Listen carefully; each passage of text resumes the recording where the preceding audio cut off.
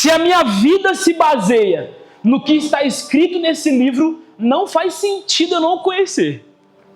Eu não estou dizendo para você virar um teólogo amanhã, cara. Estou dizendo, você precisa se esforçar um pouco mais. Nós precisamos abandonar um pouco mais a preguiça e conhecer sobre esse livro. Então a doutrina é o alvo da nossa vida. A doutrina é o alvo de uma igreja bíblica. Guarda isso, cara.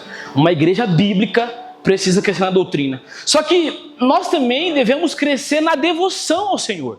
Sim ou não? Nós precisamos ser devotos a Deus. E Gi, o que é devoção ao Senhor?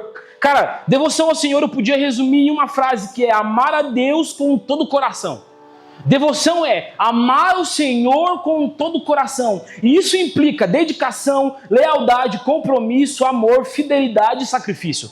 Então, quando a gente olha para a Bíblia, nós vamos ver a história de homens totalmente devotos a Deus. E eu não estou dizendo que os homens ficavam tremendo e caindo no chão, babando colorido, não. Eles entregaram toda a sua vida para Deus. O nome disso é devoção. Então, estou até só até agora. Mas eu ficar aqui, vamos, Yeshua, isso não é devoção apenas. Se amanhã eu não levantar e eu não trabalhar para a glória do Senhor, isso daqui não passou de um teatro. Amém? Vamos lá, alguém. Isso aqui não passou de uma grande hipocrisia. Então, o Asaf estava comandando o teatro e todos nós somos atores e atrizes. Porque devoção não é pular, gente. Devoção não é cantar apenas. Devoção não é apenas... E é muito isso. Você precisa sim se expressar corporalmente ao Senhor. O seu corpo precisa dizer o que o seu coração entendeu. Sim, meus amigos. Mas a sua vida precisa responder isso. E aí, quando a gente olha para as Escrituras, nós vamos ver Noé. Noé obedeceu radicalmente a Deus e construiu uma arca. Devoção.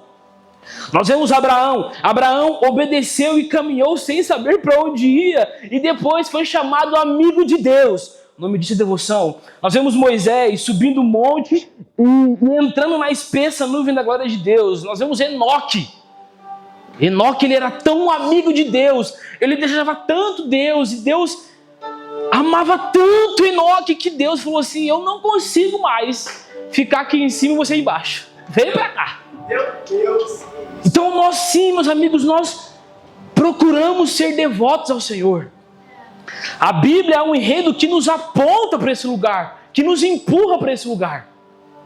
Mas nós olhamos também para a história nossa meio que contemporânea e nós vamos ver homens que também foram radicais na sua vida de devoção. Por exemplo, Evan Robert, um jovem que, através da sua devoção, Deus escolheu tocar uma cidade, Deus escolheu tocar uma igreja, Deus escolheu tocar um país. Deus tocou o país de Gales, porque um homem decidiu entregar a sua vida para Deus. Vocês estão comigo? George Whitefield. Esse cara, ele era nosso pai do céu. Era fora da curva, assim. Curas e milagres, e era totalmente ousado na pregação do evangelho. Curava cegos, paralíticos e... enfim.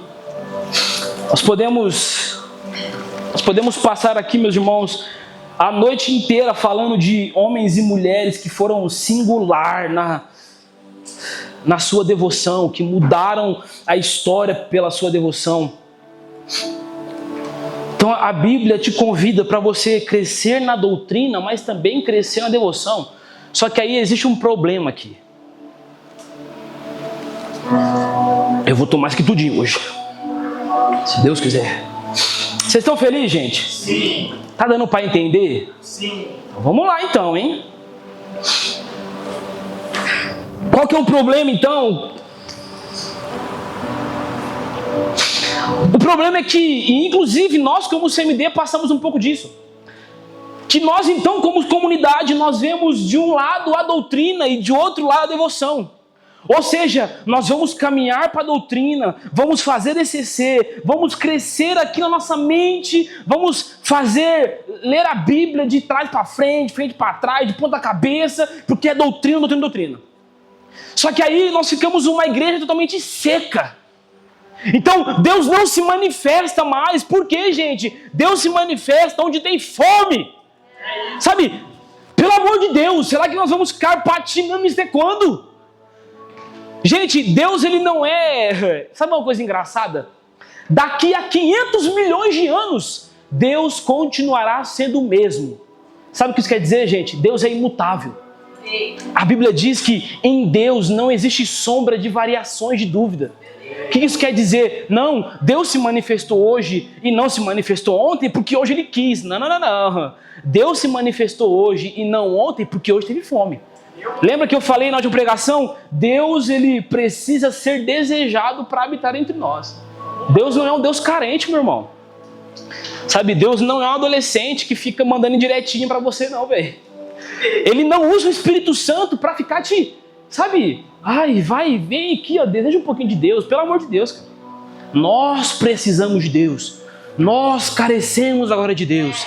Então, não adianta nada eu crescer em doutrina, mas ter uma vida seca de Deus. Só que aí, como comunidade, então, nós fazemos o quê? Esquece doutrina, devoção, vigília, chapação. Sabe, já teve tempos de... Todo mundo tá careca de saber. Alguns mais carecas do que os outros, tô brincando. Não é pra você não, pastor. Fica me olhando não. Mas, ó, que antigamente nós fazíamos culto de 5, 6 horas. Retiro que nego ficava sem banho. Eu não vou falar quem foi, quem era. Não vou falar. Não vou falar quem era. Mas nego ficava sem banho. Eu lembro que a dona Wanda, a avó da Luana, que cozinhava pra gente no retiro, ela chegava lá cedo, aí começava a fazer o almoço, aquele panelão de comida, inclusive saudades. E aí dava meio-dia, cara. O culto da manhã começava às 9 horas. Dava meio-dia, ela ia na porta assim e falava, ó, tá pronto lá. Aí o povo, nós já vai já. Aí, ó, 1h da tarde, vai esfriar a comida lá, pessoal. E nós rachando no culto. 2h30, 3 da tarde, ela falou assim, ó, tô indo embora, viu? Mas depois vocês esquentam a comida lá pra vocês. Por quê? Porque era devoção. A gente tava apaixonado por Deus. Vamos chapar a cabeça. Era engraçado que a gente tentava terminar os cultos. Amém, gente? Amém, amém, amém. Vamos dar a mão que vamos orar. Deus, obrigado. Obrigado. Ah! E começava de novo e era aquela loucura. Mas o problema, meus amigos, era... Nós éramos devotos ao Senhor.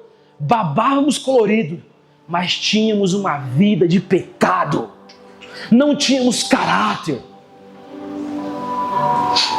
Não tinha uma vida que sustentava a unção que Deus derramava. Sabe, o nosso odre, ele não era maduro o suficiente para receber algo fresco e manter fresco. Então nós como comunidade não podemos crescer em doutrina esquecendo a devoção, mas também não podemos crescer em devoção esquecendo a doutrina. Temos que vir para o meio e ser equilibrados. E meus amigos, por muito tempo eu achei que isso era impossível. Eu falava, mano, não dá, velho. Ou a minha comunidade é conhecida pelas escrituras, ou a minha comunidade é conhecida porque a gente chapa mesmo. A gente queima por Deus de verdade. Mas pela graça de Deus, o Senhor tem me convencido do contrário. E aí,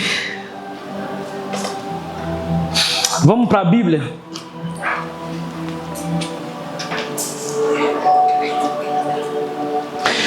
Atos 18. Nós vamos falar de um homem hoje chamado Apolo. Vamos lá, Atos 18, 24.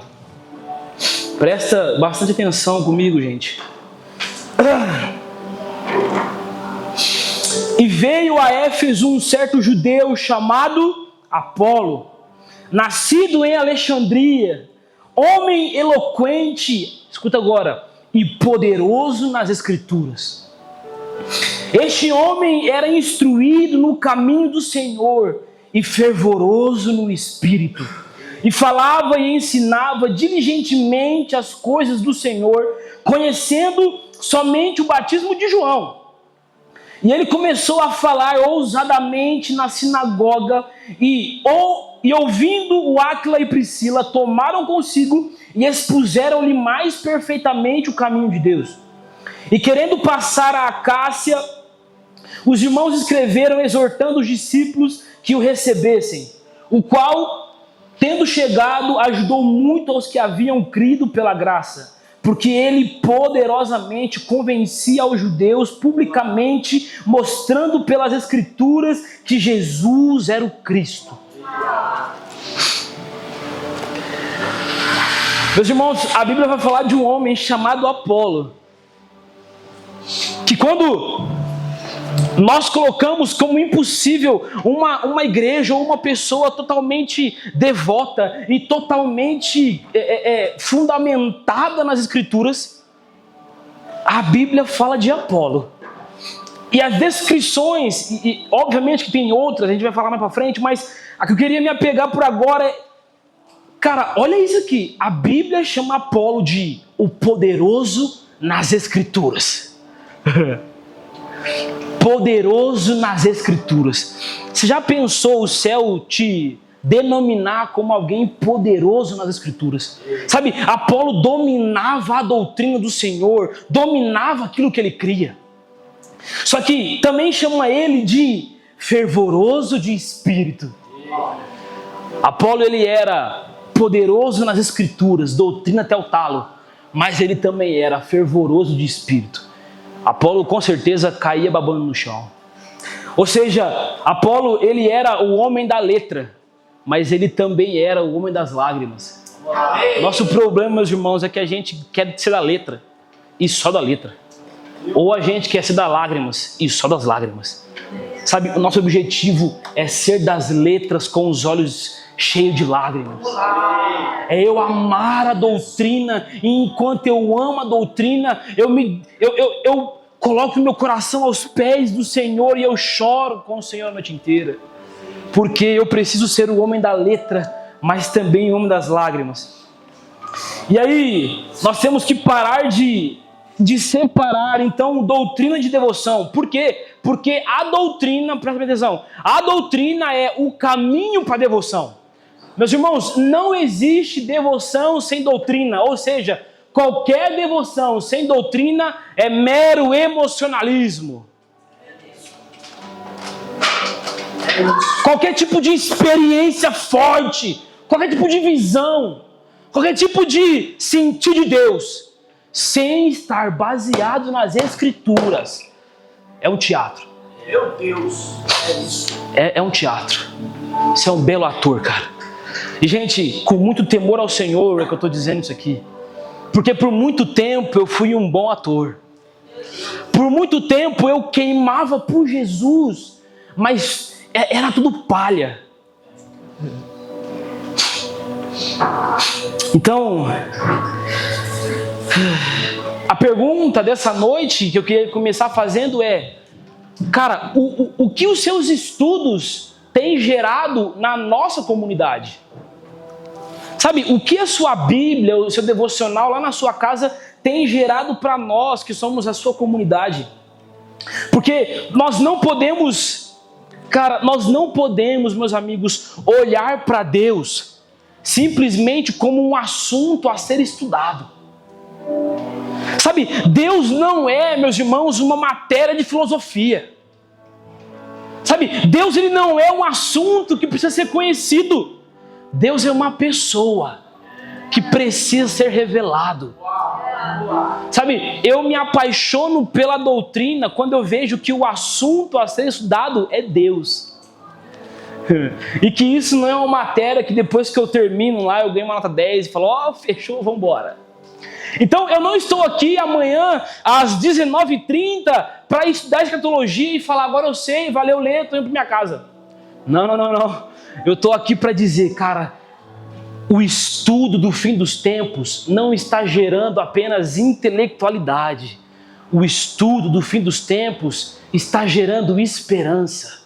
Porque nós estamos esperando e apressando a vinda do Criador. Vocês estão comigo, gente? Pelo amor de Deus, hein?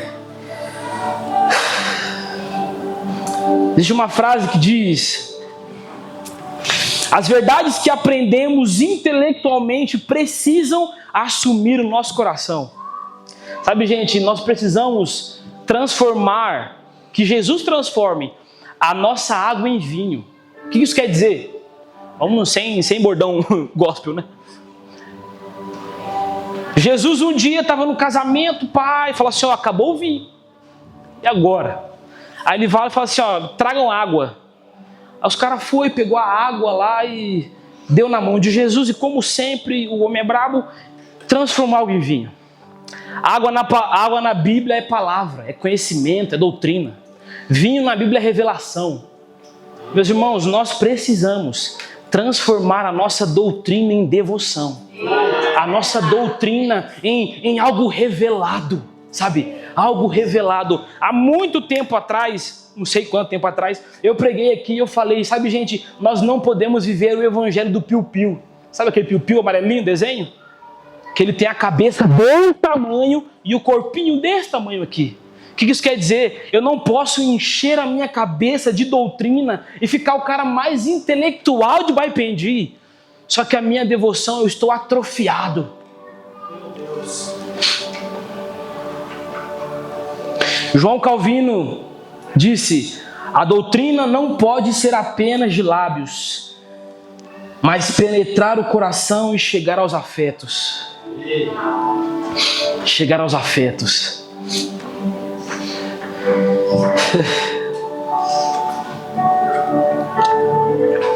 Sabe, gente, o objetivo de Deus é o seu coração. Você pode repetir isso comigo? O objetivo de Deus é o meu coração. O objetivo de Deus é conquistar o seu coração, ou seja, te levar para um lugar de devoção.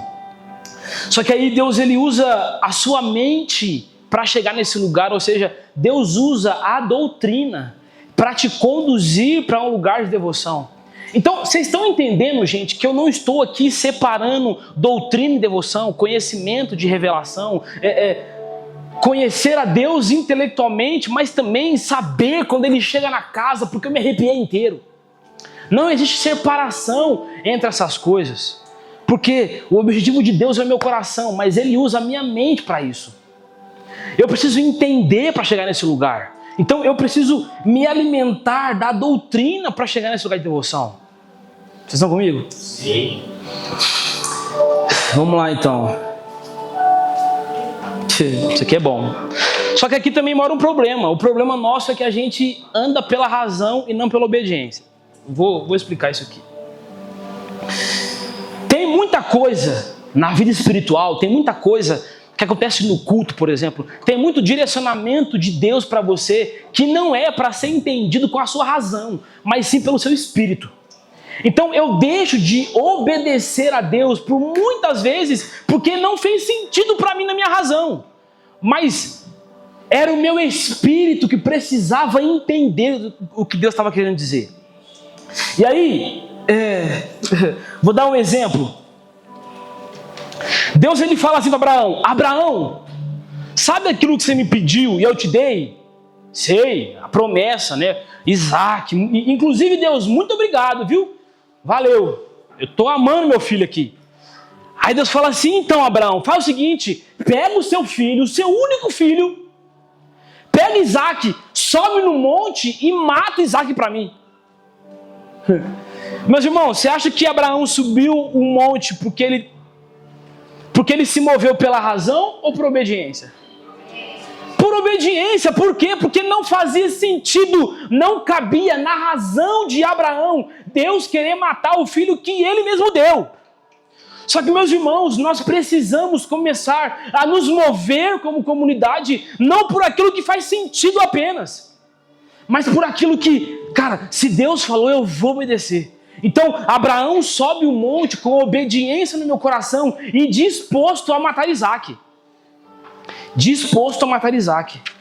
Então, onde que a nossa obediência tem nos levado, cara? Sabe, talvez Deus está te chamando faz tempo para ser mais devoto a Ele, mas para você não faz sentido. Para nós não faz sentido ganhar menos. e ser mais devoto. Não faz sentido.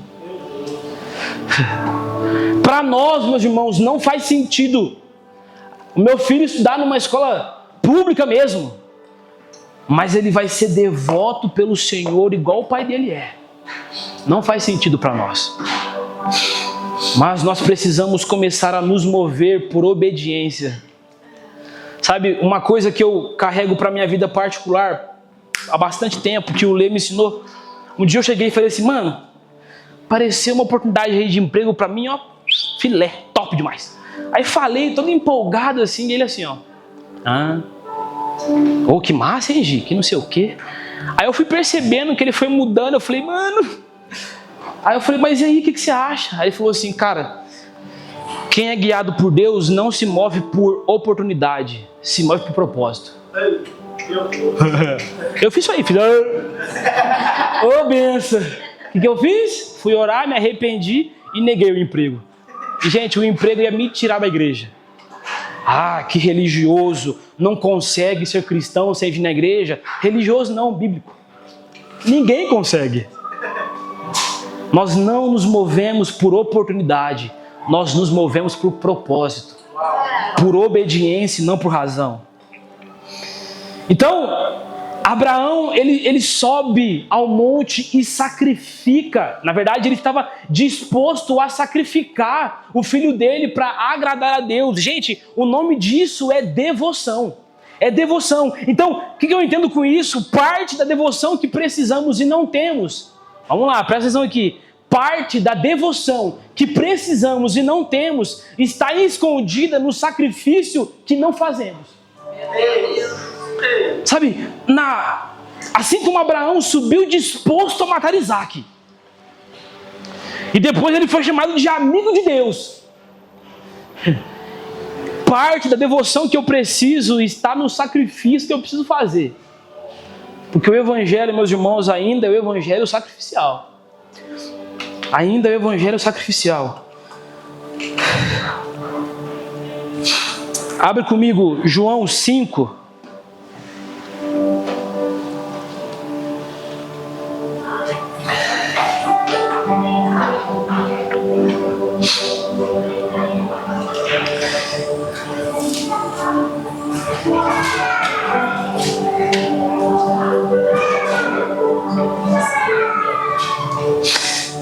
Nós precisamos, meus irmãos, eu tenho falado isso em algumas mesas que eu tenho sentado, nós precisamos urgentemente matar a nossa razão, porque eu sinto que a nossa razão tem sido um véu entre nós e Deus.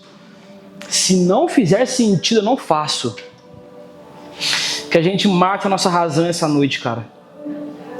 Sabe, eu sinto que nós precisamos voltar a orar orações do tipo, Deus, eu não entendo, mas eu estou aqui. Deus, eu não consegui entender ainda, mas se é isso para fazer, eu estou aqui. E talvez, e só talvez, a gente consiga fazer como John Wesley fez. Eu sinto meu coração estranhamente aquecido. Sabe por que ele falou isso, gente? Porque ele não sabia o que era. O nosso problema é isso. Se Deus não me explicar antes, eu não quero. Eu não acesso. Cara, mate a sua razão e você vai ter outra vida com Deus. Então, a obediência às escrituras é como um rio perene que deságua no mar, que é devoção. Existe olha que frase legal que eu encontrei no livro. Existe uma relação profunda entre corações aquecidos e as escrituras reveladas diante dos nossos olhos. Ou seja, o coração que está aquecido não consegue ficar longe da doutrina.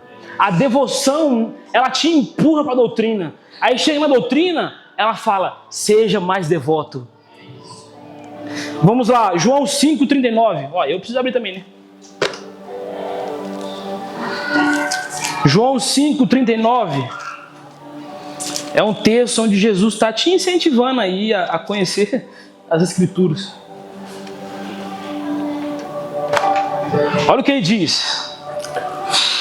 Examinai as Escrituras, porque pensais ter nelas a vida eterna. E são elas que dão testemunho de mim. Ou seja, Jesus está dizendo assim, olha, você precisa examinar. Examinar significa investigar e analisar atentamente para entender alguma coisa. Ou para comprovar com exatidão algo. Então ele está falando assim, ó, você precisa examinar as Escrituras, porque vocês julgam que nela está a salvação das vossas almas. Então, eu julgo que Deus escreveu esse livro aqui, porque aqui contém a minha salvação. E aí Jesus diz, examinar as Escrituras. Nós precisamos examinar atentamente as Escrituras. Depois ele fala, porque ela dá testemunho de mim, ela testifica de mim. E testemunho ou testifica significa confirmar que algo é verdadeiro. Confirmar que algo é verdadeiro. Então, como eu disse aquela hora, nós somos o povo do livro. E se você é o povo do livro e não lê o livro, você não é o povo do livro. Olha Deus. Então, cara, qual que é a importância, Giovanni, da doutrina na igreja? É essa. É saber que daqui flui a vida eterna. E é saber que é isso aqui que testifica que a sua fé é verdadeira.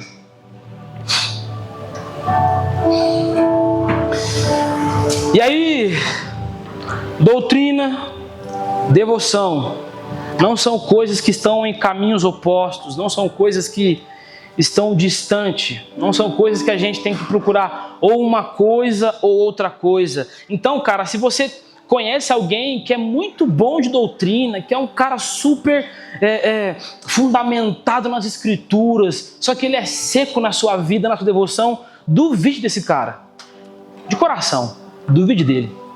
Mas se você conhece um cara que tipo assim, vive chapando, que tive uma visão com Deus, tive um sonho, e que não sei o quê, e tudo isso que a gente ama, eu amo isso aqui, meus irmãos, eu amo chapar. Só que você conhece um cara desse jeito e você fala assim, cara, o que você aprendeu de Deus essa semana, lendo a sua Bíblia? E ele fica, duvide desse cara também. Porque Apolo era o homem da letra, mas também era o homem das lágrimas. Era o homem das lágrimas, mas também era o homem da letra. Então, doutrina, devoção e por último, comunidade. E aí, parece que não faz sentido algum, né? Só que se você continuar lendo o texto, você vai entender que Apolo, um homem carregado de doutrina, carregado de devoção, o resultado disso era desaguar em uma comunidade. Desaguar em uma comunidade. Então, no versículo, depois vocês lêem, fala assim, Apolo era homem instruído no caminho do Senhor.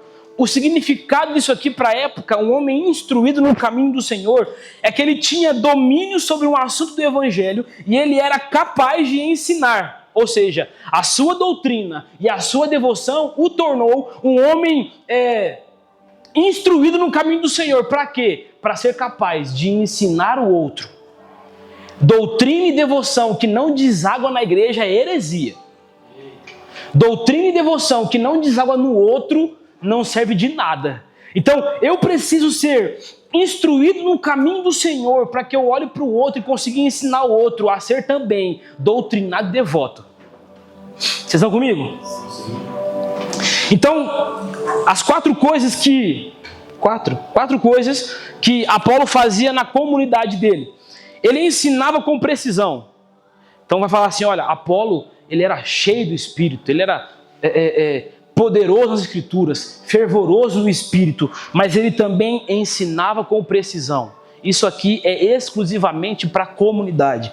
A segunda coisa, ele evangelizava e falava corajosamente nas sinagogas. Mais uma vez, a doutrina e a devoção dele desaguando na comunidade.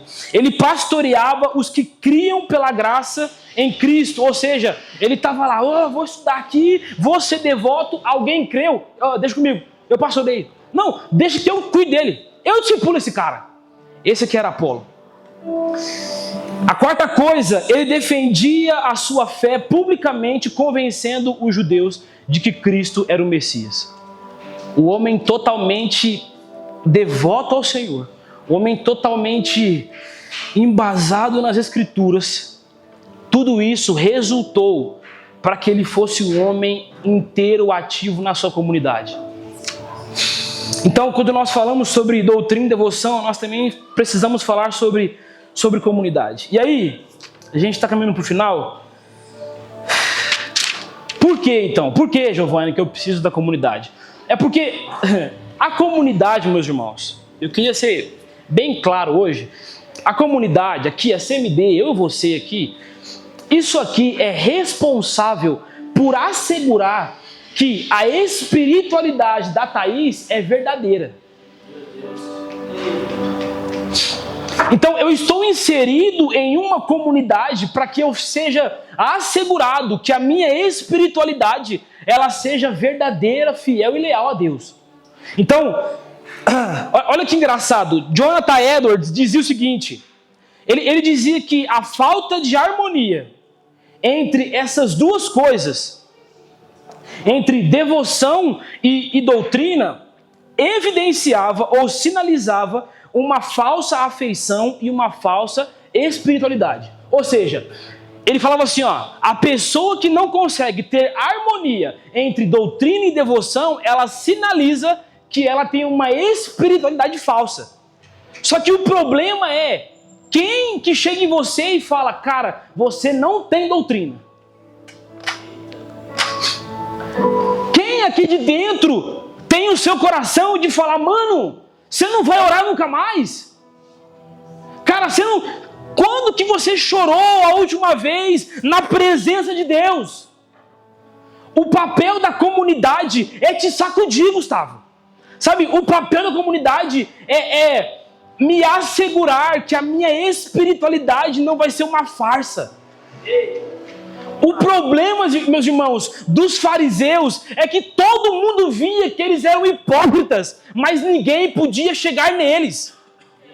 E o meu medo é, Deus, não deixa com que eu me torne um fariseu. Sabe, não, eu sou o homem da lei, me respeitem. Não, eu sou o líder da casa. E aí ninguém consegue acessar meu coração. Pelo amor de Deus, cara. Sabe, se você não deixa ninguém acessar a sua vida, você está correndo um grande risco de viver uma vida inteira tendo uma espiritualidade rasa e falsa. O papel da comunidade é esse. A doutrina, a devoção e comunidade é esse tripé que se um tirar, tudo cai. Você pode ser, cara, o rei da doutrina. Você pode chorar a noite inteira por Deus. Mas se ninguém te parar, meu irmão, você está fadado ao fracasso, mano. Você está fadado ao fracasso. A sua espiritualidade individual só é aprovada na espiritualidade coletiva. Jesus, em Mateus 6, ele fala assim, gente, entra no seu quarto aí e fecha a sua porta. E seja conhecido pelo seu Pai. Sim ou não, gente? Sim.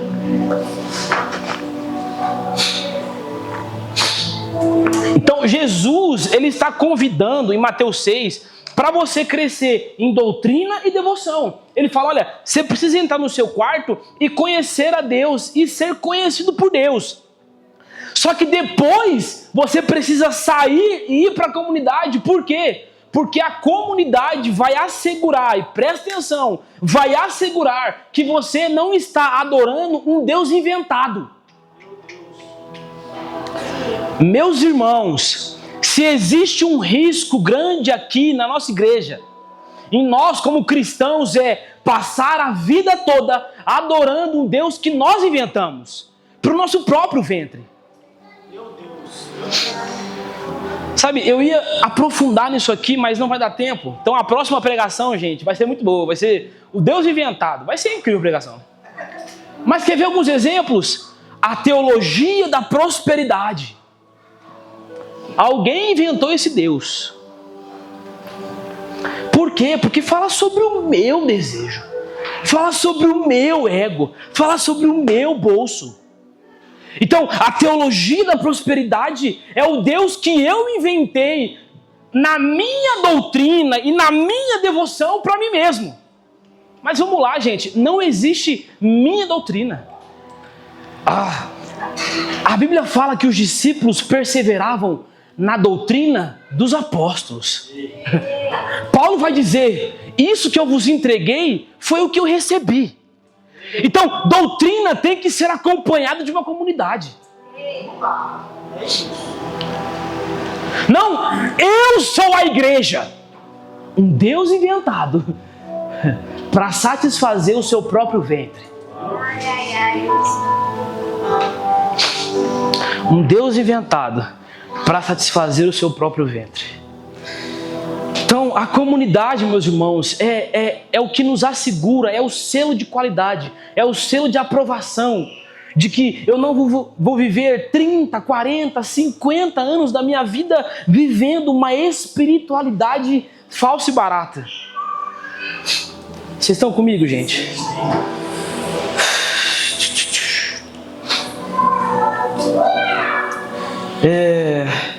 Vamos para o último texto.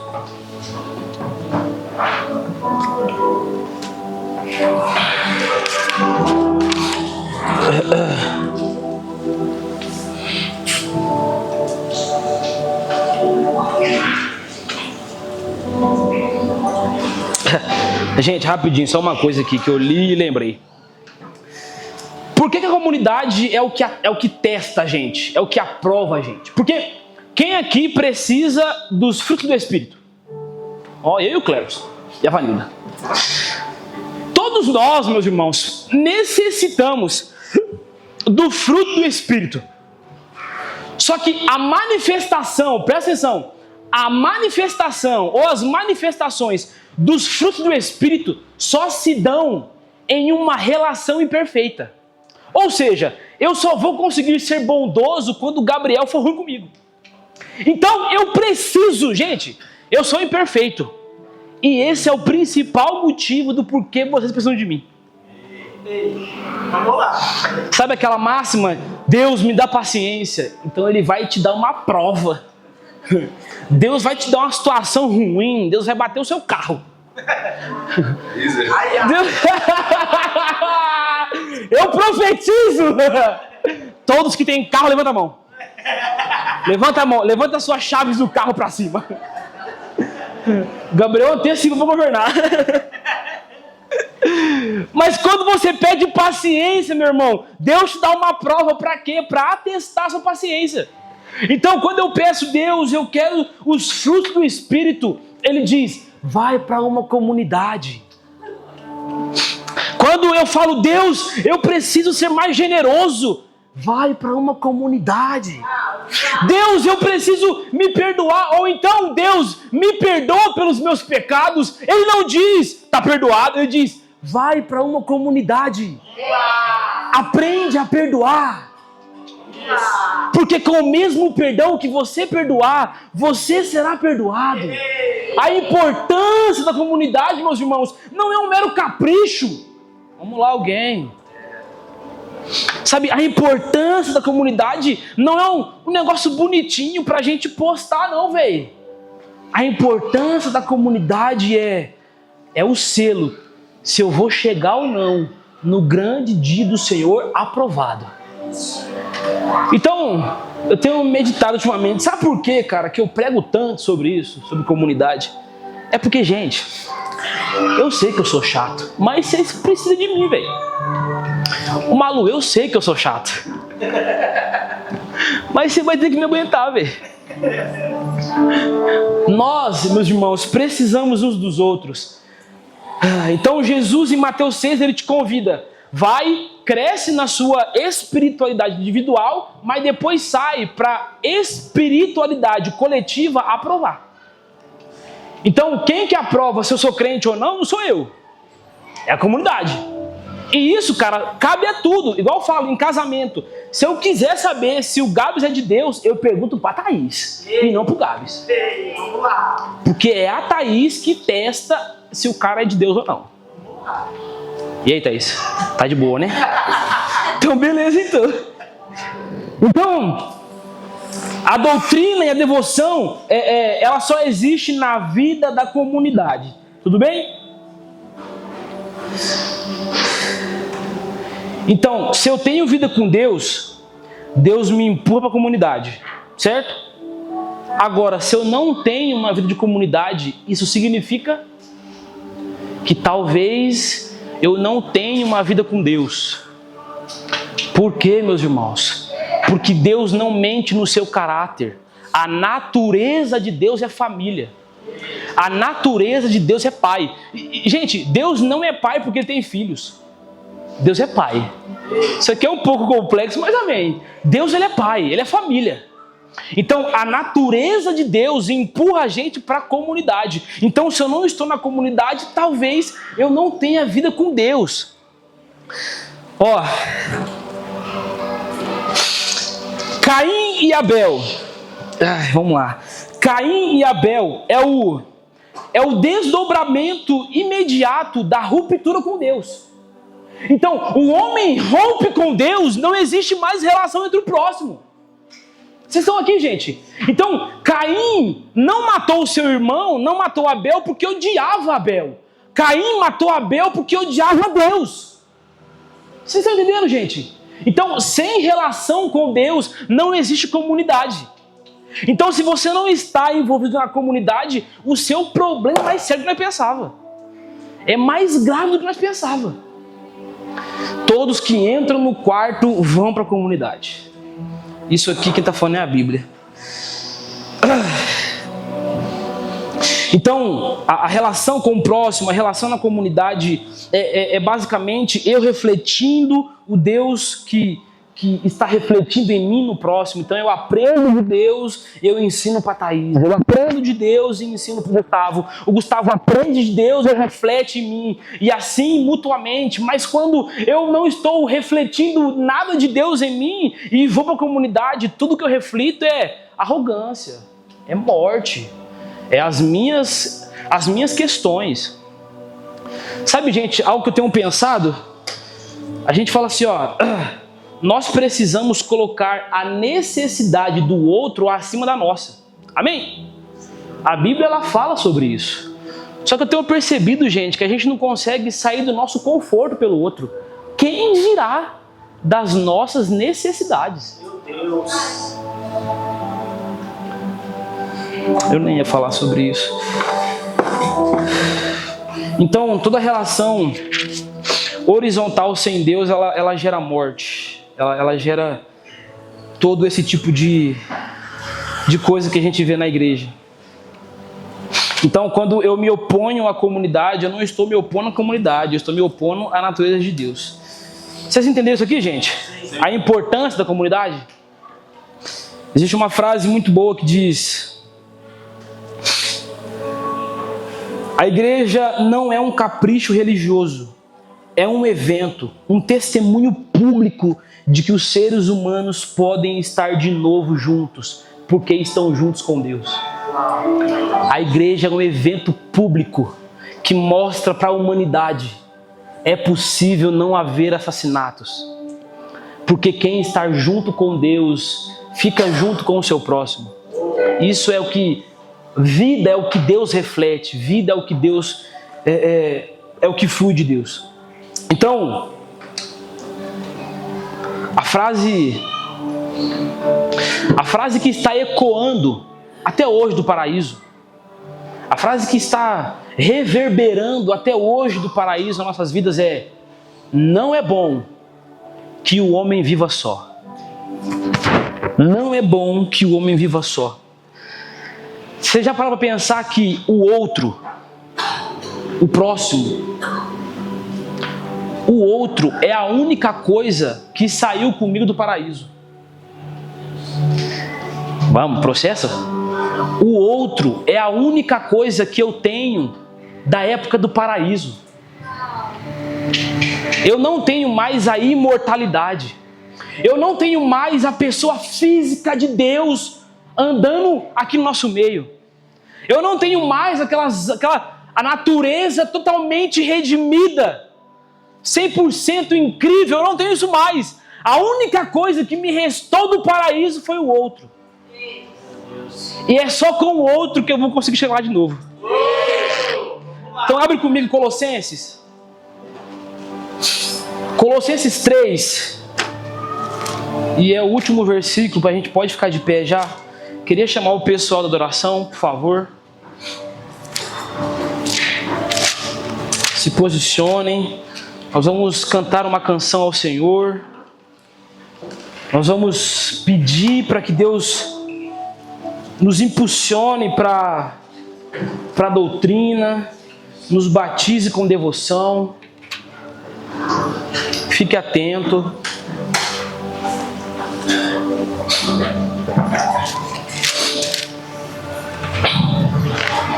Colossenses 3, 11 vai dizer o seguinte. Vocês estão aqui, gente? Estão comigo? Onde não há grego nem judeu, circuncisão nem incircuncisão, bárbaro, cita, servo ou livre. Agora, mas Cristo é tudo em todos. Meu Deus, vamos lá. Meus irmãos, eu quero encerrar essa pregação dizendo: Cristo é tudo em todos, amém? Sim.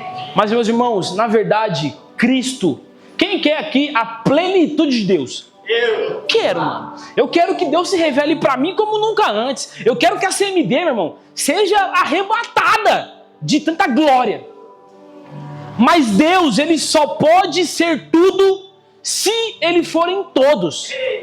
Então, se eu quiser conhecer a Deus, eu preciso viver. Vamos lá comigo. Porque Deus, Ele só pode ser tudo se Ele for em todos. Quando eu digo, Deus, seja tudo em mim, Ele nem me ouve. Deus, seja tudo em nós.